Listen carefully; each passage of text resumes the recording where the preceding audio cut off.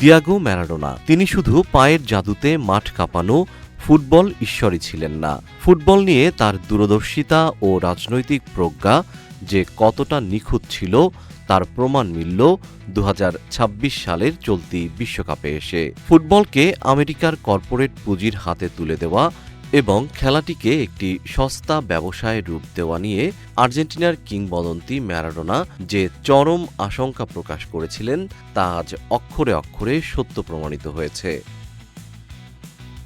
জীবন অবাক না করলে কে করবে? ২৮% মিল্ক ফ্যাটের অবাক করার সাথে ফ্রেশ মিল্ক পাউডার। জীবন অবাক করুক প্রতিদিন। ঘটনার সূত্রপাত ২০১৮ সালে, যখন মার্কিন যুক্তরাষ্ট্র, মেক্সিকো ও কানাডাকে যৌথভাবে ২০২৬ বিশ্বকাপের আয়োজক ঘোষণা করা হয়। তখন এই সিদ্ধান্তের তীব্র সমালোচনা করেছিলেন ম্যারাডোনা। তিনি বলেছিলেন, আমেরিকার মানুষের ফুটবলের প্রতি কোনো আবেগ বা প্যাশন নেই। তারা খেলাটির মূল চরিত্র নষ্ট করে এটিকে বাণিজ্যিক পণ্যে রূপ দেবে। তার সেই ক্ষোভ ও দূরদর্শিতা সত্য হিসেবে প্রতিষ্ঠিত হয়েছে।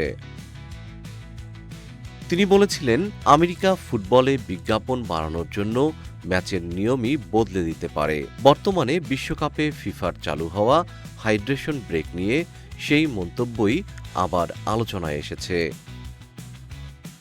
পানিপানের এই বিরতিতে সম্প্রচারকারীরা দীর্ঘ বাণিজ্যিক বিজ্ঞাপন প্রচার করছে, যা তাদের জন্য অতিরিক্ত আয়ের বড় সুযোগ তৈরি করেছে।